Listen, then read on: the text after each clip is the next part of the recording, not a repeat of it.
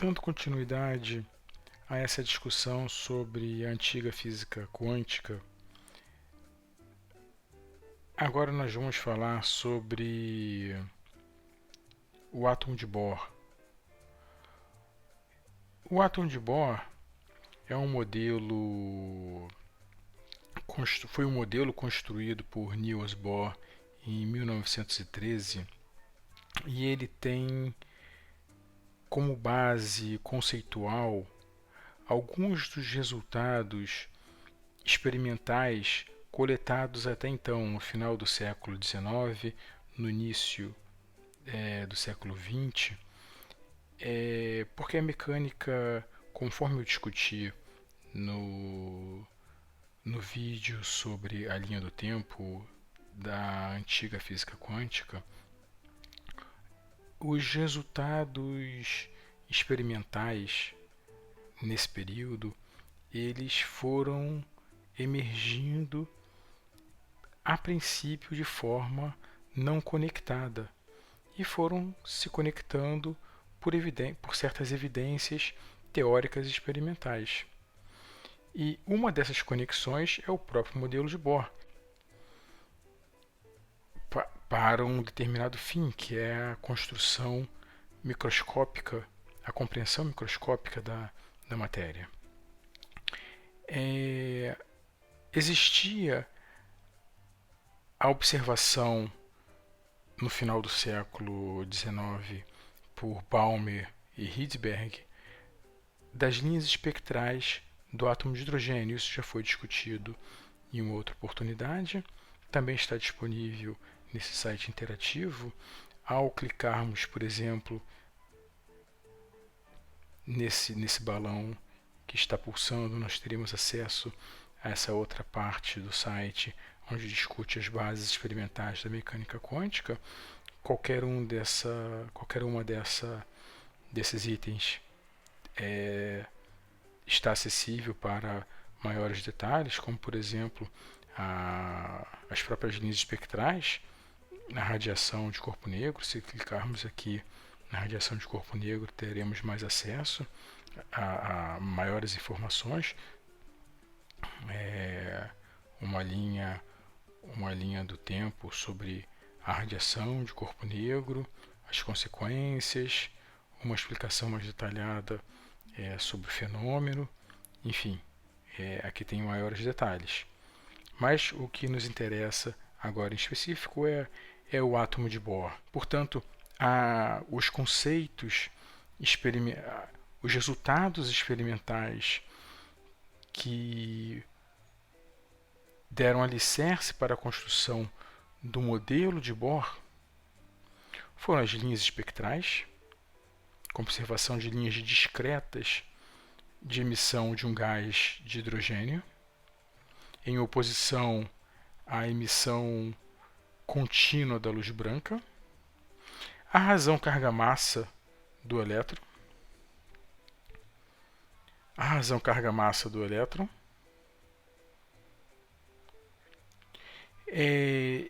esse experimento realizado por Thomson,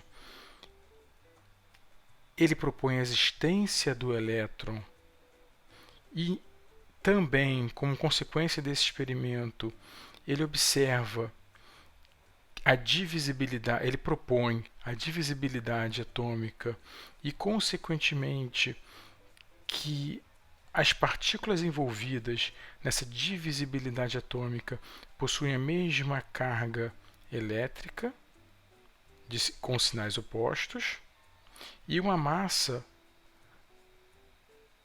ordens de magnitude diferentes, enquanto a carga eletrônica seria da ordem de 2.000 vezes mais leve do que o núcleo. Isso é uma informação muito importante para Bohr construir o seu modelo, porque com isso ele consegue colocar o centro de massa do sistema planetário que ele vem construir no núcleo. Portanto, essa informação dos experimentos de razão carga-massa é muito importante para a construção do modelo. A radiação de corpo negro é um outro experimento também muito importante que vem consolidar as propostas do modelo de Bohr. Porque Planck, ao explicar a radiação de corpo negro, propõe a quantização da energia. E depois, Bohr vem também utilizar essa ideia. Com isso, mas o modelo planetário que Bohr vem propor, ele, como eu vou falar já a seguir, possui algumas falhas. Então é necessário que ele coloque alguns postulados e, no fim, o seu modelo apresenta alguns sucessos e algumas falhas, que depois só vai ser corrigida com um modelo formal para o átomo de hidrogênio com a equação de Schrödinger.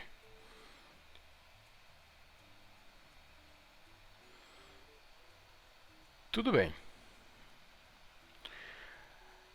Então, Bohr faz uma proposta, que é um modelo planetário. Porém, classicamente esse modelo planetário tem um problema, porque cargas aceleradas emitem radiação. Então, o elétron, ao girar em torno do núcleo, vai emitir radiação, perder energia e ter uma órbita em espiral até colapsar no núcleo. Então, esse seria um problema do seu modelo planetário. Então, Bohr propõe 3 postulados. O primeiro, as órbitas têm raios discretos e fixos.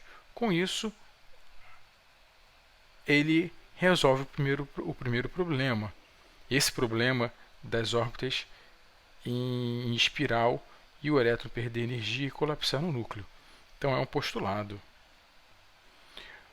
O segundo postulado: o elétron, ao transitar entre as órbitas, emite ou absorve energia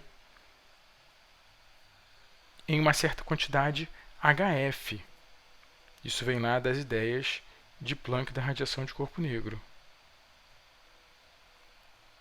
E o terceiro postulado é que o momento orbital é quantizado em unidades de H cortado. H cortado é a constante de Planck divididos por 2π. Esse postulado vai ser útil depois para a quantização das órbitas, como nós vamos ver a seguir nas consequências do modelo de Bohr. Vamos entender um pouco sobre a mecânica do sistema. É relativamente simples. Nós podemos escrever a energia total como a energia cinética do sistema do elétron. Lembrando que a massa do núcleo é 2.000 vezes maior que a massa do elétron. Isso vem lá dos experimentos de carga-massa de Thomson. Portanto, o centro de massa do sistema pode ser considerado no núcleo. Então, vamos considerar que a energia do sistema é a energia cinética eletrônica, a energia do movimento do elétron, mais a energia coulombiana elétron-núcleo. Bem, a força centrípeta será essa força eletrostática coulombiana. Então, nós podemos escrever esta relação, que a força eletrostática será mv2 sobre r. Levando esta relação central de volta na relação de energia, nós temos que a energia do sistema vai ser menos 1/2 de mv2. Então, essa relação vai ser útil a futuro. Tanto agora no modelo de Bohr, quanto a futuro em outro vídeo sobre o modelo de Sommerfeld, onde nós consideramos órbitas elípticas. para o elétron. Então, tudo bem, nós temos aqui os postulados, a mecânica do sistema, e vamos ver as consequências desses postulados e dessa mecânica. Em primeiro lugar, o raio, a quantização do raio. Esse resultado é relativamente simples de ser obtido. A partir da quantização, do postulado de quantização do momento orbital, nós podemos escrever o momento orbital como mvr. Se colocarmos essa regra de quantização do momento orbital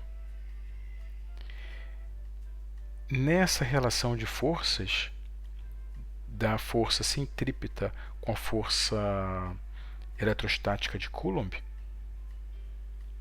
e fazermos uma pequena conta de 2, 3 linhas, nós chegamos nesta relação para a quantização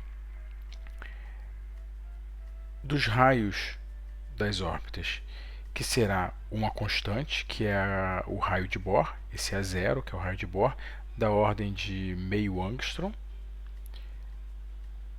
que vai, o raio das órbitas vai com esse constante A0 e N2, ou seja, o raio das órbitas vai, a primeira órbita é A0, a segunda 4A0, a segunda 9A0 e assim sucessivamente. Ou seja, o raio das órbitas vai com o quadrado de um número inteiro. Nós também podemos discutir qual o valor da energia desse sistema. Nós podemos retornar lá para a energia, a mecânica do sistema. Aqui nós havíamos discutido que a energia total do sistema é menos 1/2 de mv2.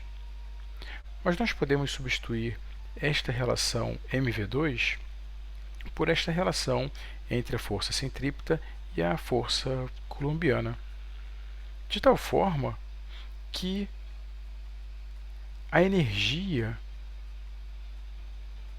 do sistema poderá ser escrita como menos k sobre 2 E ao quadrado sobre r. É uma outra forma de escrevermos a energia total do sistema. Ora, a energia, portanto, vai com o inverso do raio. Mas nós sabemos que o raio é quantizado, é proporcional ao quadrado de n. Então, consequentemente, a energia vai com o inverso do quadrado de n. E essa energia negativa significa que o elétron está ligado ao núcleo. E a zero, essa é o valor da energia de ionização. Esse valor de A0 é 13,6 elétron-volts, é o valor da energia necessária para quebrar essa ligação. Que também vai ser, esse é um dos sucessos do modelo de Bohr. Essa relação de energia é a mesma encontrada para a solução do átomo de hidrogênio após a resolução da equação de Schrödinger. E aqui nós temos um espectro de energia, um diagrama para o espectro de energia. O estado fundamental é n igual a 1, com energia menos E0. O primeiro estado excitado, com energia menos E0 sobre 4, e assim sucessivamente, até a energia zero, a partir da qual, para energias positivas, o sistema não está mais ligado. Tudo bem. Então essas são as consequências e sucessos do modelo de Bohr. Um outro sucesso do modelo de Bohr é a compreensão dos resultados empíricos da observação experimental alguns anos antes, no final do século XIX, feito por Balmer e Rydberg. Bem, a proposta de Bohr é quando quando o elétron transita entre uma órbita e outra, isso acontece por absorção e emissão de energia. E essa energia terá o valor HF. E nós sabemos também, pela solução apresentada agora há pouco, que a energia será E0 sobre N2. E a diferença de energia entre duas órbitas será E0, 1 sobre N2, menos 1 sobre M2. Eu estou aqui me referindo a dois estados quaisquer, um estado N e um estado M. Então, nesse caso, nós podemos escrever exatamente essa relação. HF, só que ao invés de escrever F, eu estou escrevendo C sobre lambda. Vai ser a diferença de energia entre duas órbitas. E sobre N2 menos E sobre M2. Dois estados quaisquer, N e M. Então, esse resultado é aquele obtido pelo modelo de Bohr para a transição entre dois níveis do átomo dentro dessa abordagem de Bohr. Acontece que esse é exatamente a equação de Rydberg. Nós podemos voltar lá para a proposta fenomenológica de Rydberg e verificar.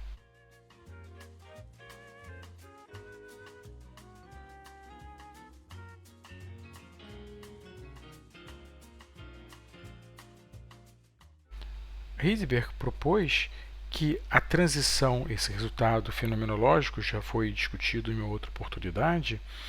A proposta de Rydberg é que o comprimento de onda observado seria uma constante de Rydberg, que até então, em 1888, era apenas um número, seria 1 sobre N2 menos 1 sobre M2.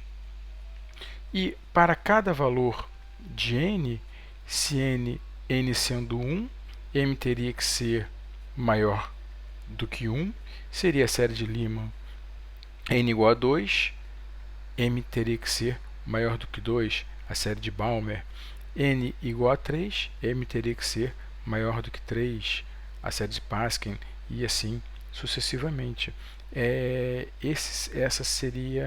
Essa é a equação de Rydberg. E, portanto, até então, R era apenas um número. Mas, com esse resultado, Bohr conseguiu, portanto, um resultado microscópico, para uma compreensão microscópica para